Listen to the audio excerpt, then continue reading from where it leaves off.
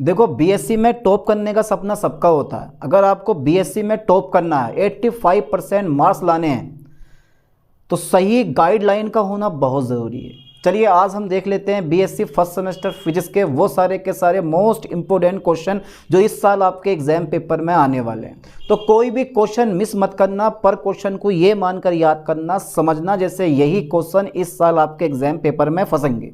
जिस तरह सूरज पूरब से निकलता है उसी तरह हर साल ये टॉपिक पेपर में रखे हुए मिलते हैं। चलिए देख लेते हैं वो कौन कौन से टॉपिक हैं जो इस साल आपके एग्जाम पेपर में फंसने वाले हैं। नोटबुक पेन साथ लेके बैठो और नोट करते रहो जो मैं लिखवाने वाला हूं, ठीक है। चलिए टॉपिक मैं फर्स्ट लेता हूं बेटा। फर्स्ट टॉपिक है हमारा, okay sir, okay okay okay, pseudo, okay okay, PSEUDO, pseudo scalar. बेटा पढ़ रखा आपने, सीडो स्केलर, ठीक है sir, pseudo scalar, okay okay, simple सा topic, pseudo scalar and, okay sir, pseudo SPSEUDO, pseudo vector, ठीक है बेटा। पढ़ा नहीं पढ़ा है? अच्छा ये बताओ क्या ये टॉपिक आपने पढ़ा है या नहीं पढ़ा? सर ये टॉपिक हमने बहुत बार पढ़ा है, बड़े अच्छे से पढ़ा। नहीं पढ़ा है तो प्ले लिस्ट में जाओ और जाकर देख लो, सारे के सारे टॉपिक मैंने डाल रखे हैं बिल्कुल हिंदी में, ठीक है, हिंदी में। अगर अब नहीं पढ़ोगे तो फिर कब पढ़ोगे? रास्ते में फिर वही फेरों का चक्कर आ गया, जनवरी गुजरा नहीं कि दिसंबर आ गया। क्यों है सेम वाला हिसाब? तो दिसंबर चल रहा है, लास्ट टाइम बचा है। अगर अब नहीं पढ़ोगे तो फिर कब पढ़ोगे? पढ़ना शुरू कर दो अच्छे से। चलिए यूनिट फर्स्ट का ये पहला टॉपिक मैंने लिया है, ठीक है। यूनिट बाय यूनिट करवाऊंगा और यूनिट फर्स्ट का आपको नाम भी याद होना चाहिए, वेक्टर अलजेब्रा, और पेपर का नाम क्या है? Mathematical physics and Newtonian mechanics. Okay okay okay. चलिए टॉपिक सेकंड है और यूनिट सेकंड से लिया है, वेक्टर कैलकुलस से। यार सर जल्दी बताओ, आपने ना गॉस डाइवर्जेंस थ्योरम पढ़ी है, very very very important, Gauss divergence theorem. अरे सर ये तो पढ़ना हमारे बाएं हाथ का खेल है। बाएं क्या बेटा, दायां हाथ भी निकल जाएगा अगर ढंग से पढ़ लिया तो।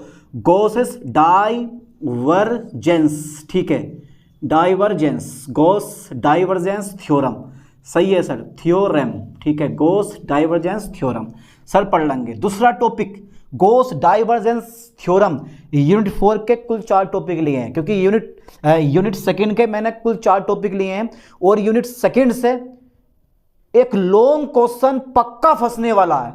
बट अगर तुम देखोगे तो वेरी वेरी इंपॉर्टेंट है, ये वेरी वेरी इंपॉर्टेंट है बेटा, ये वेरी वेरी इंपॉर्टेंट, ये टॉपिक जो है ना वो वेरी वेरी इंपॉर्टेंट है। तो गॉस डाइवर्जेंस थ्योरम तो किसी भी कीमत पे छोड़नी नहीं है। अच्छा सर नहीं छोड़ेंगे बेटा, स्टोक थ्योरम, स्टोक थ्योरम, ठीक है, पूछ लेता है, स्टोक्स थ्योरम पूछ लेता नहीं है, पूछी जाती है और जबरदस्ती पूछी जाती है, ठीक है। Stoke theorem very very important, very very important, ठीक है बेटा, वेरी वेरी इंपॉर्टेंट। यार सर ये टॉपिक वेरी वेरी इंपॉर्टेंट है। अरे तो यार गॉसेस डाइवर्जेंस थ्योरम और स्टोक थ्योरम में से हर साल एक टॉपिक पेपर में फंसता। और बता दूं मैं आपको, दोनों की दोनों थ्योरम बड़ी इजी भाषा में प्लेलिस्ट में डाल रखी है, बड़े प्यार से देखो और अपने नोट्स बनाओ।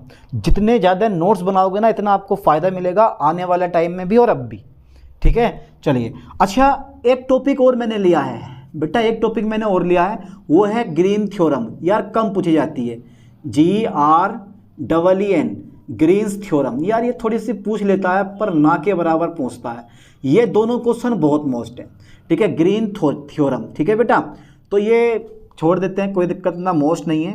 एक टॉपिक नंबर 5वां हमारा आता है, आपने पढ़ा होगा, यानी कि डिरॉक डेल्टा फंक्शन। ये पढ़ा आपने, डिरॉक डेल्टा फंक्शन, ठीक है, ओके ओके। चलो डिरॉक डेल्टा, ठीक है, फंक्शन बेटा, ये भी इसी में आता है, FUNCTION, डिरॉक डेल्टा फंक्शन, ठीक है, डिरॉक डेल्टा फंक्शन, ये टॉपिक भी इसी में आता है। तो चारों में से डिरॉक डेल्टा फंक्शन जो है ये शॉर्ट में पूछा जाता है और बाकी ये तीनों के तीनों में से एक टॉपिक लॉन्ग में पूछा जाता है, जो कि ये दोनों मोस्ट है। चलिए एक चीज़ और है, अगर आपको शॉर्ट क्वेश्चन देखना है ना यूनिट सेकंड का, यानी कि यूनिट सेकंड के मैंने कुल 4 टॉपिक लिए हैं और यूनिट सेकंड का अगर आपको शॉर्ट क्वेश्चन देखना है तो पता क्या करना पड़ेगा? हाँ सर क्या करना पड़ेगा, क्या करना पड़ेगा?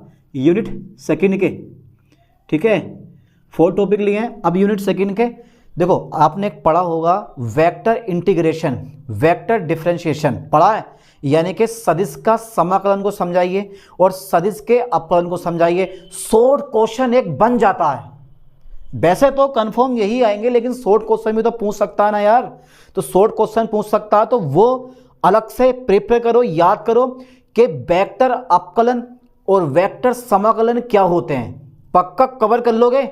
मेरी मान लो बात को बेटा, पढ़ लो, टॉप करना तो पढ़ लो, देखो ठीक है, मेहनत कर लो। चलिए, तो अब मेरे पास आता है 1 2 3 4 5। अच्छा, यूनिट थर्ड आ गई हमारे। यूनिट थर्ड का नाम होता है कोऑर्डिनेशन सिस्टम। आपने पढ़ा है, यानी कोऑर्डिनेट सिस्टम, है ना। कोऑर्डिनेट सिस्टम आपने अच्छे से पढ़ रखे हैं, जिसमें 3 प्रकार के पढ़े होंगे, एक कार्टेशियन कोऑर्डिनेट सिस्टम, एक सिलेंड्रिकल कोऑर्डिनेट सिस्टम, और एक कौन सा पढ़ा है आपने, एक पढ़ा होगा तुम्हारे पास स्फेरिकल कोऑर्डिनेट सिस्टम। तो ये तीनों में से 2 या तीनों के तीनों टॉपिक कभी कभी पूछ लेता है, ठीक है। चलिए, तो 5वां और 6ठा लाइन पे ध्यान देना। ये यूनिट 4 का लूंगा मैं। सबसे पहले कार्टेशियन, ये तो पेपर में आता है, कार्टेशियन, ठीक है बेटे, कार्टेशियन कोऑर्डिनेट सिस्टम, कोऑर्डिनेट, ठीक है, कोऑर्डिनेट सिस्टम, ठीक है सर, कोऑर्डिनेट सिस्टम पे सिस्टम, सिस्टम पे सिस्टम। और 7वां नंबर जो है वो बेटा सिलेंड्रिकल, CYLIND, सिलेंड्रिकल एंड, यानी कि बेलनाकार, and cylindrical and spherical, spherical, ठीक है बेटा, cylindrical and spherical coordinate system, coordinate system, ठीक है बेटा, ये सिस्टम, ये आता पेपर में। ये लाइन पे ध्यान देना, ये दोनों के दोनों टॉपिक जो है ना, ये दोनों के दोनों टॉपिक जो हैं वो यूनिट थर्ड के हैं, coordinate system, unit third coordinate system के हैं। बहुत बढ़िया, कोऑर्डिनेट सिस्टम के दोनों टॉपिक हैं, तो ये अच्छे से पढ़ लोगे। और पढ़ क्या लोगे, अरे पढ़ क्या लोगे, अभी तक आपने कुछ नहीं पढ़ा है, ये पढ़ रखे होंगे बहुत सारे टॉपिक, इसमें से बहुत सारे टॉपिक आपने पढ़ रखे होंगे। ये बीएससी फर्स्ट सेमेस्टर की फिजिक्स से, इसे पढ़ना बड़ा ज़रूरी है अगर आगे कुछ करना चाह रहे हो तो। चलिए, 8वां टॉपिक जो मैंने लिया है यूनिट 4 का लिया है, सबसे पहले इंट्रोडक्शन टू टेंसर, ठीक है बेटा, introduction to tensor. Okay sir, introduction to tensor, हाँ बेटा, टेंसर का इंट्रोडक्शन देना है आपको। दूसरा पॉइंट देखो, टेंसर अगर पेपर में एक क्वेश्चन तो फंस नहीं है, चाहे कोई से ही फंसे, तो वो कोवेरिएंट आता है, कॉन्ट्रावेरिएंट आता है और मिक्स्ड टेंसर्स आते हैं। कोवेरिएंट टेंसर पढ़ा है, कॉन्ट्रावेरिएंट टेंसर बड़े अच्छे से पढ़ा है, एंड मिक्स्ड टेंसर बहुत बहुत अच्छे से पढ़ा है। और इन सब पे भारी है एक question, symmetric and skew symmetric tensor, जो कि शॉर्ट क्वेश्चन में आपसे पूछा जाता है। मान लो लॉन्ग फंसा, लॉन्ग फंसता नहीं है, इससे कभी भी शॉर्ट में आता है। 8वां और बेटा 9वां देखो जरा, एक तो आपने पढ़ा होगा कोवेरिएंट, कोवेरिएंट एंड कोवेरिएंट, कॉन्ट्रावेरिएंट, कॉन्ट्रावेरिएंट, ठीक है, वेरिएंट, ठीक है बेटा, and mixed, okay okay okay, mixed tensor, ये आपने यानी कि टेंसर्स कर दो, ये आपने पढ़ा होगा। और सबसे ज़्यादा मोस्ट जो है हमारा वो ये है सीमेट, ठीक है sir, symmetric and anti symmetric, anti बोल दो या स्क्यू बोल दो, पेपर में ये स्क्यू नाम से आया है, SEQ, स्क्यू सिमेट्रिक, ठीक है बेटे, सीमेट्रिक, ठीक है, यानी कि सिमेट्रिक एंड स्क्यू सिमेट्रिक, यार symmetric and skew symmetric tensor, ठीक है बेटा, टेंसर्स बहुत बहुत मोस्ट है। तो बेटा इस पर भी वेरी वेरी लगा दो, very very very very very, इसमें मैं मोस्ट लगाऊंगा, शॉर्ट क्वेश्चन बनेगा, शॉर्ट क्वेश्चन बनेगा, ये लॉन्ग नहीं शॉर्ट बनेगा बेटा, ये याद करो, symmetric and skew symmetric tensor, वरना नहीं फंसा तो अपना है ही, अपना ये है ही भैया, कोवेरिएंट, कॉन्ट्रावेरिएंट एंड मिक्स टेंसर। तो इन तीनों में से कोई भी एक क्वेश्चन फंस सकता है, अच्छे से तैयार कर लो, मत छोड़ना बिल्कुल, मत छोड़ना बिल्कुल, ठीक है, ठीक है। तो बेटा कितने हो गए, 9 से 10 हो गए, तो ये याद कर लोगे भैया अरे यार मुझे 20 क्वेश्चन करवाने हैं, 20 क्वेश्चन करवाने हैं, 10 क्वेश्चन हमारे हो गए, यानी कि 10 टॉपिक हमारे हो गए, और 10 टॉपिक मैं अभी और करवाने वाला हूँ आपको। फिलहाल 11वां टॉपिक जो हमारा आता है ना, ये तीनों के तीनों यूनिट 4 के हैं। और यूनिट 4 का नाम जल्दी बताओ बेटा क्या है। आपने अगर ठीक से पढ़ रखा है तो आप यूनिट 4 का नाम बता दोगे, बताओ जल्दी। इंट्रोडक्शन टू टेंसर्स, ठीक है, या इंट्रोडक्शन ऑफ टेंसर्स जो भी है, ठीक है। चलो इंट्रोडक्शन टू टेंसर्स याद कर लो ठीक से, यूनिट 4 का नाम। तो यूनिट फर्स्ट का नाम क्या है, वेक्टर अलजेब्रा। यूनिट सेकंड का नाम क्या है, वेक्टर कैलकुलस। और यूनिट थर्ड का नाम क्या है, कोऑर्डिनेट सिस्टम। और यूनिट 4 का नाम क्या है बेटा, इंट्रोडक्शन टू टेंसर्स। चलिए फिर नेक्स्ट करवा देता हूँ 11वां टॉपिक हमारा, ठीक है, पार्ट बी है हमारा ये।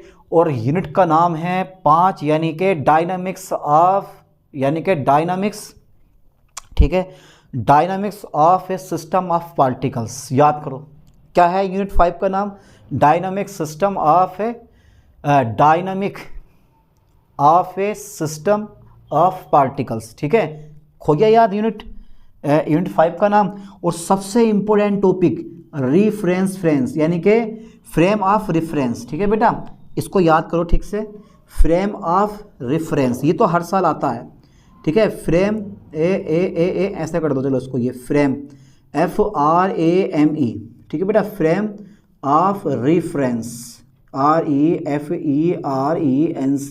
Very very very very most, very very important बेटा, वेरी वेरी इंपॉर्टेंट है ये, ध्यान देना, ठीक है। फ्रेम ऑफ रेफरेंस, अगर ये नहीं आया तो कुछ नहीं आया, ऐसा मान लो, अगर ये नहीं आया तो कुछ नहीं आया। तो ये वो टॉपिक है जो इस साल आपको पेपर में करके आना पड़ेगा, पक्का याद कर लो, फ्रेम ऑफ रेफरेंस। और एक शॉर्ट क्वेश्चन में पूछ सकता है या लॉन्ग में पूछ सकता है, वो उसकी मर्जी है, ठीक है। जैसे पूछ सकता, अच्छी तरह मुझे ये बताओ, पृथ्वी जो होती है ना हमारी अर्थ, वो जड़त्वीय फ्रेम होता है या अजड़त्वीय फ्रेम होता है? देखता हूँ अब कौन बताता है, जल्दी फास्टली कमेंट कर दो, एक तो तुम लोग कमेंट नहीं करते हो यार। चलिए, तो frame of reference very very important है। अच्छा, मैं यहाँ से एक वार्मा टॉपिक लेता हूँ, फोकस करना है ठीक से बेटा वार्मा टॉपिक पे। ओके सर, ओके, वार्मा टॉपिक सर ले लो आप। ये तो आपने 10 टॉपिक 11 टॉपिक कर लिए हैं, वार्मा टॉपिक मैं ले रहा हूँ। देखो, आपको प्रूफ करना है, इसी का ही है, इसी का ही है, आपको प्रूफ करना है, आपको प्रूफ करना है बेटा, यानी कि जे वेक्टर, लाइन पे फोकस करो, जे वेक्टर बराबर जे वेक्टर, ठीक है, CM प्लस RCM वेक्टर और मल्टीप्लाई हमारा कितना जवाब बेटा, P वेक्टर, ठीक है। ये लाइन पे फोकस करना। देखो, ये जो होता है ना, वो है कोणीय संवेग, और यह है सेंटर ऑफ मास के परिता जो भी कण होगा उसका कोणीय संवेग, और ये पोजीशन है हमारी, और जो P वेक्टर है ये है रेखीय संवेग। इनमें पूछता है रिलेशन, मतलब इनमें पूछता है, इसको पूछता है प्रूफ करना, कि भाई इस फॉर्मूले को प्रूफ करो, इस फॉर्मूले को प्रूफ करो। और प्रूफ करने में ना बहुत बहुत इजी है, इतना डिफिकल्ट नहीं है, आप पढ़ के देख लो, करवा रखा है मैंने टॉपिक ये वाला। अच्छा, 13वां एक टॉपिक और आता है, प्रूफ करना है बेटा, ये प्रूफ करो, प्रूफ इट, ठीक है बेटा, प्रूफ इट, इसे प्रूफ करो। चलिए, तो एक और आता है मेरे पास, और वो आता है centre of mass. Short question है, centre of mass, okay, centre of mass, ठीक है भैया, सेंटर ऑफ मास। क्या ये इंपॉर्टेंट है, क्या ये इंपॉर्टेंट है? Centre of mass vary very important है बेटा, वेरी वेरी इंपॉर्टेंट है ये सेंटर ऑफ मास। क्या होता है? वेरी वेरी इंपॉर्टेंट है, पेपर में फंसता है ये। और एक और है सीडो फोर्स, ये पिछले साल आ गया पेपर में, SEUDO, सीडो फोर्स। यही क्वेश्चन लोड फिर के आते हैं।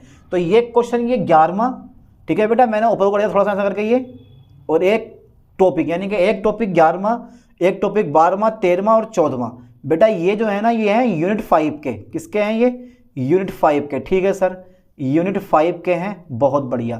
तो ये तीनों के चारों टॉपिक हमारे किसके हो गए? यूनिट 5 के हो गए। अच्छा, यूनिट 6 पे चलते हैं।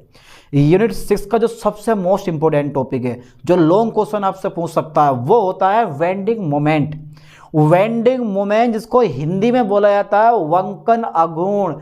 सर, हम तो हिंदी मीडियम के हैं, तो टॉपिक इंग्लिश में क्यों याद करें हैं? अबे जितना ज़्यादा इंग्लिश में लिख के आओगे ना, उतने ज़्यादा आपको नंबर मिलने वाले हैं। अगर आप ये सोचते हो ना कि यार मैं टोटल हिंदी लिख के आऊँ, मुझे नंबर अच्छे मिलेंगे, नहीं मिलने वाले हैं बेटा। हिंदी में इंग्लिश ज़बरदस्ती घूस घूस के आओ, जो वर्ड तुम्हें लग रहा है ना कि यार ये इंग्लिश में आ सकते हैं, वो लिखिए वो हेड इंग्लिश में डालो, ठीक है, तभी तो अच्छे नंबर मिलते हैं, ठीक है, वरना पढ़ाया भी नंबर कम हो जाते हैं कि यार पूरा पेपर करके आया, पूरा पढ़ के गया, पूरा पेपर करके आया, नंबर फिर भी ना आए, और रीज़न यही होता है, ठीक है। चलिए नेक्स्ट देखते हैं।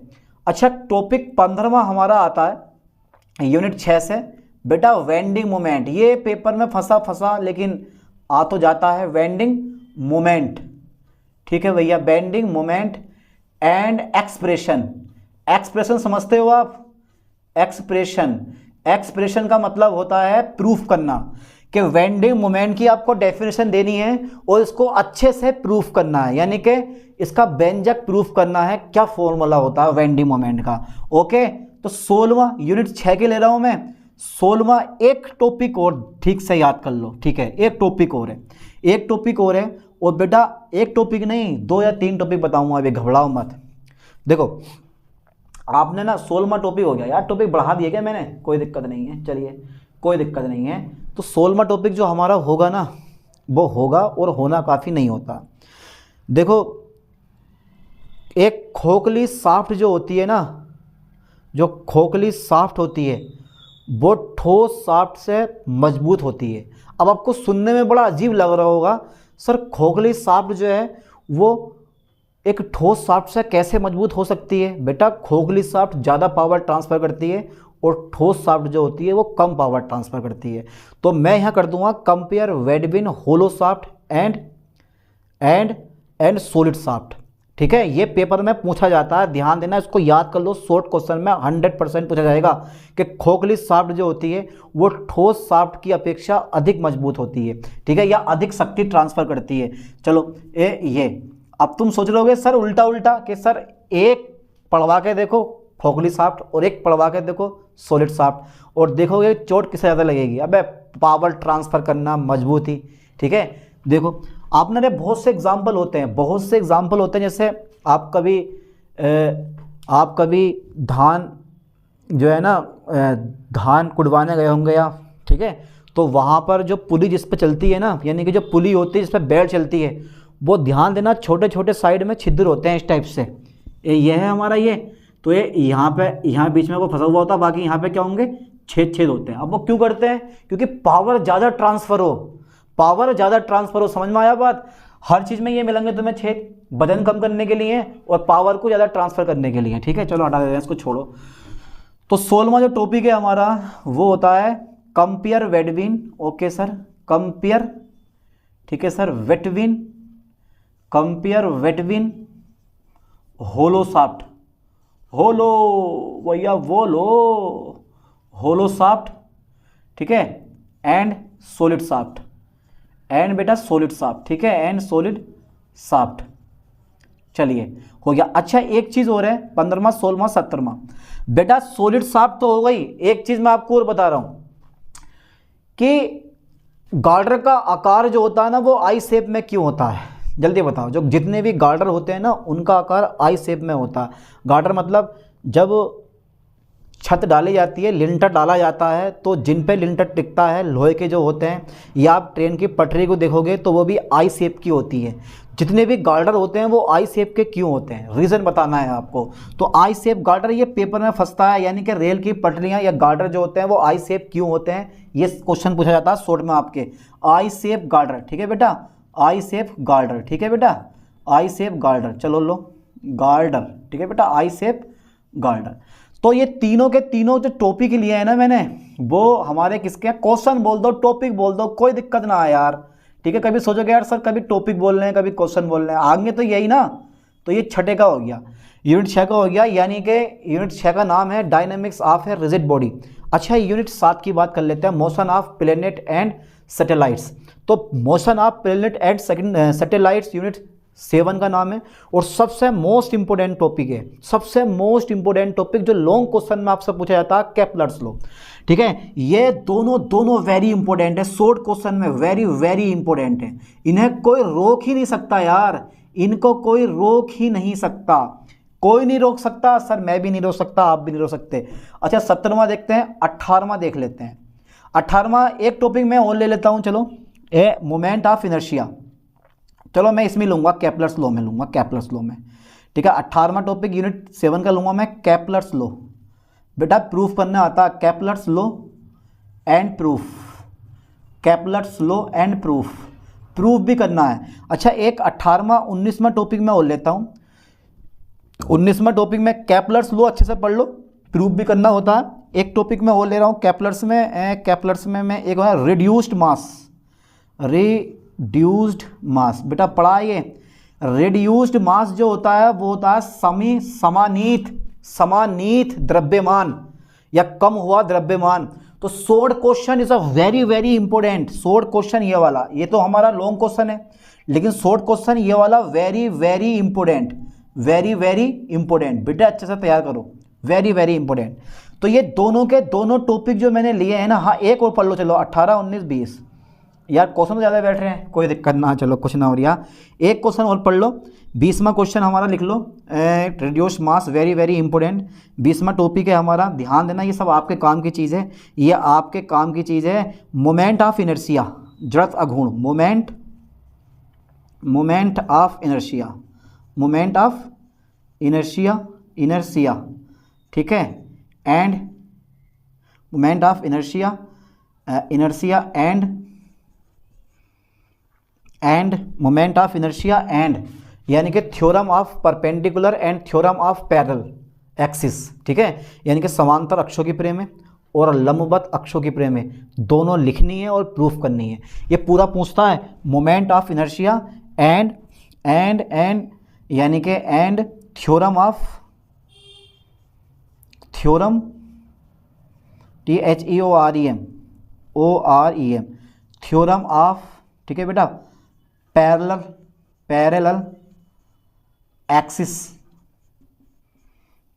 एक्सिस एंड परपेंडिकुलर एक्सिस, ठीक है, परपेंडिकुलर एक्सिस, ठीक है। ये यानी कि moment of inertia and theorem of parallel axis and perpendicular axis, ठीक है। तो केपलर्स लॉ पक्का आता है पेपर में, reduce mass vary very important है, और moment of inertia and theorem of parallel axis मतलब समांतर अक्षों की प्रेय में और अलग से पूछ सकता है, और लंबवत अक्षों की प्रेय में अलग से पूछ सकता है। तो मोमेंट ऑफ इनर्शिया पढ़ लो, और तुम्हारे पास दोनों की दोनों थ्योरम पढ़ लो, यानी कि समांतर अक्षों की प्रेय में और लंबवत अक्षों की प्रेय में, ठीक है। एक क्वेश्चन फंसता जरूर, is a very very important, ठीक है, वेरी वेरी इंपॉर्टेंट, ठीक है बेटा, वेरी वेरी इंपॉर्टेंट। तो इसको मत छोड़ना बिल्कुल भी। तो मोमेंट ऑफ इनर्शिया, जड़त्व अघूर्ण किसे कहते हैं, समांतर अक्षों की प्रेय में लिखिए तथा इसे सिद्ध कीजिए। पूरा क्वेश्चन ऐसे पूछता है, लॉन्ग बनता है, शॉर्ट में खाली समांतर अक्षों की प्रेय में लिखिए, शॉर्ट में खाली लंबवत अक्षों की प्रेय में लिखिए, है ना। और रिड्यूस मास, समानीत द्रव्यमान क्या होता है।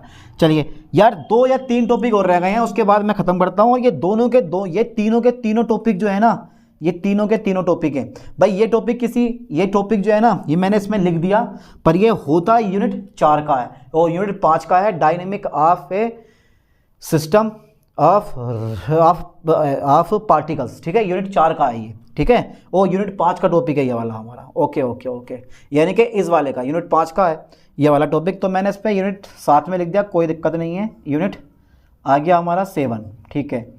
चलिए अब नेक्स्ट देख लेते हैं। पहला जरा यहाँ तक का स्क्रीनशॉट ले लो, मैं करने वाला हूँ इसको इरेज कर दूँ पक्का, ठीक है। 2 टॉपिक और रह गए हैं बस, सबसे मोस्टली इंपॉर्टेंट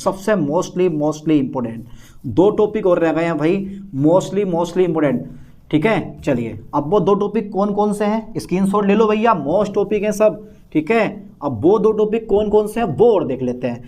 वो है वेव मोशन के 2 टॉपिक हैं, और दोनों के दोनों इस साल पेपर में फंसने वाले हैं, ठीक है।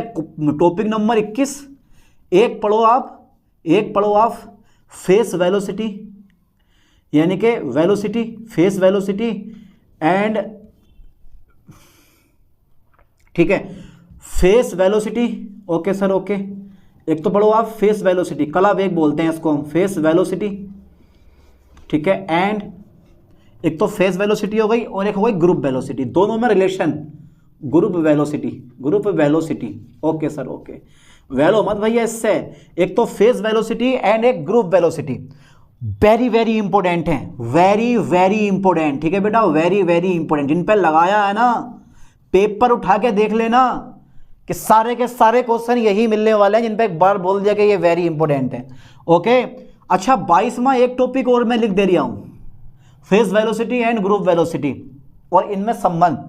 अच्छा एक टॉपिक मैं और लिख दे रहा हूं और उस टॉपिक का नाम है लिसाजू आकृति, लिसाजू आकृति, ठीक है, ये Lissajous JOUS, Lissajous figure, FIGURES, Lissajous figure is a very very important, ठीक है बेटा, ये फंसेगा पेपर में, ये फंस गया CM, भाई ये फंस गया CM, तो ये क्वेश्चन फंसेगा लिसाजू आकृतियां, याद करो ठीक से, लिसाजू आकृतियां ये पेपर में फंसने वाला क्वेश्चन है, इसे छोड़ना नहीं है, ठीक है, पक्का कवर कर लोगे इतना तो very very important, very very most question है जो इस साल ये एग्जाम पेपर में आने वाले हैं। तो कुल मैंने कितने लिए हैं 22 क्वेश्चन, और अगर एक आधा क्वेश्चन और पढ़ना चाहो तो आप पढ़ सकते हो रिलेशन वेट बिन इलास्टिक कांस्टेंट, यानी कि y के सिग्मा एंड ईटा में क्या संबंध होता है, यानी कि इलास्टिक कांस्टेंट में संबंध, जितने भी इलास्टिक कांस्टेंट होते हैं 4 उनमें रिलेशन, ठीक है, जैसे पॉइसन निष्पत्ति, यंग प्रत्यास्थता गुणांक, आयतन प्रत्यास्थता गुणांक, दृढ़ता गुणांक, इन सब में रिलेशन आपको प्रूफ करना है, ठीक है, और बड़ा इजी टॉपिक है। तो 22 टॉपिक मैंने लिए हैं और सारे के सारे टॉपिक मैंने प्ले लिस्ट में डाल रखे हैं, तो कोई भी टॉपिक मिस मत करना, पर टॉपिक को ये मानकर याद करना, समझना जैसे यही टॉपिक आपके एग्जाम पेपर में आने वाले हैं। चलिए मिलते हैं नेक्स्ट वीडियो में नेक्स्ट लेक्चर के साथ, थैंक्स।